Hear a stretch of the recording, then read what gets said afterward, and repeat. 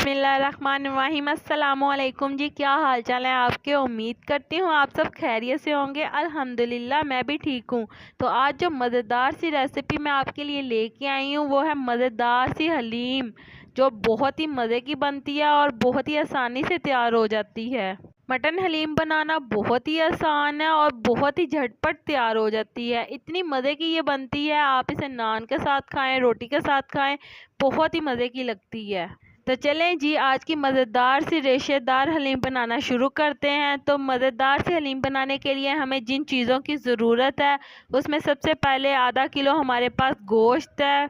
यहाँ पे मटन का गोश्त ले लिया गया है आधा किलो। और इसके बाद आपने एक अदद पतीली ले लेनी है और इसके अंदर आपने 2 गिलास पानी शामिल कर देना है और इसके अंदर आपने गोश्त शामिल कर देना है और साथ ही आपने इसके अंदर प्याज शामिल कर देना है। यहाँ पे प्याज मैंने 2 अदद बड़े साइज़ के लिए हैं। उसके बाद आपने टमाटर शामिल कर देने हैं और हरी मिर्चें शामिल कर देने हैं। टमाटर यहाँ पे 3 अदद बड़े साइज़ के हैं और हरी मिर्चें यहाँ पे 25 से 30 अदद हैं। और यहाँ पे आपने साथ ही इसके अंदर नमक, मिर्च और हल्दी शामिल कर देनी है। नमक हस्बे ज़रूरत, हल्दी 1 चम्मच, सुर्ख मिर्च 3 चम्मच। तमाम मसाला जब शामिल करने के बाद आपने इसे अच्छी तरह से मिक्स करना है और इसे आधे घंटे के लिए स्लो फ्लेम पर पकने के लिए छोड़ देना है। तो जी, जैसा कि हमारा गोश्त गल गया है तो अब हम इसके अंदर शामिल करेंगे लहसुन अदरक का पेस्ट और ये शामिल करने के बाद इसे अच्छी तरह से आपने दोबारा से मिक्स करना है और इसके बाद आपने इसके अंदर घी शामिल कर देना है 1 प्याली भर के।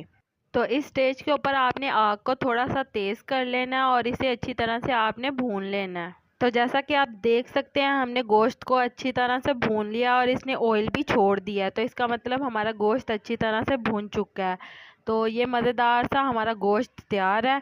तो अब हम इसके अंदर पानी शामिल करेंगे।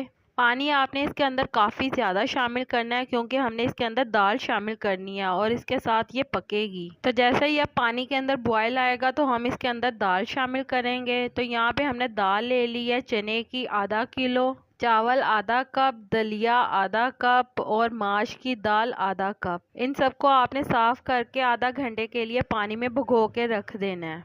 यहाँ पे मैं आपसे शेयर करती चलूँ कि दाल को आपने ज़्यादा देर भिगोना बिल्कुल भी नहीं है क्योंकि ये ख़राब हो जाएगी। आधे घंटे से ज़्यादा आपने इसको कभी भी नहीं भिगोना। तो चलें जी, जैसा कि आप देख सकते हैं हमारे पानी में बॉयल आ गया अच्छी तरह से। तो अब हम इसके अंदर शामिल करेंगे तमाम दालें और इसे शामिल करने के बाद आपने अच्छी तरह से मिक्स कर लेना है और आपने इसे स्लो फ्लेम के ऊपर पकने के लिए छोड़ देना है। जैसे ही हमारे दालें अच्छी तरह से पक जाएंगी तो हम इसके बाद इसको घोट लेंगे।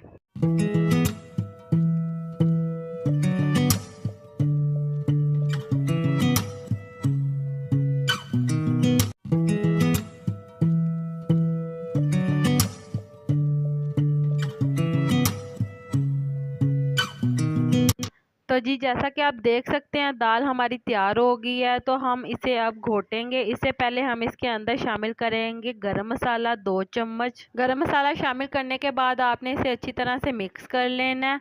तो अब हम इसको घोटेंगे। तो यहाँ पे आपने हलीम को अच्छी तरह से घोट लेना है। ये बहुत ही मज़े की तैयार होगी और रेशेदार हलीम तैयार होगी। तो जी, यहाँ पे मज़ेदार सी हलीम हमारी तैयार है। तो अब हम इसको तड़का लगा देंगे प्याज का। यहाँ पे मैंने एक छोटी दरमियानी साइज़ की प्याज ली है और इसे घी के अंदर फ्राई करके इसका तड़का लगा दिया है। तो चलें जी, उम्मीद करती हूँ आपको मेरी आज की रेसिपी पसंद आई होगी। अगर पसंद आई है तो मेरी वीडियो को लाइक कर दें और मेरे चैनल को सब्सक्राइब कर दें ताकि आपको आने वाली तमाम वीडियो का नोटिफिकेशन बर वक्त मिलता रहे।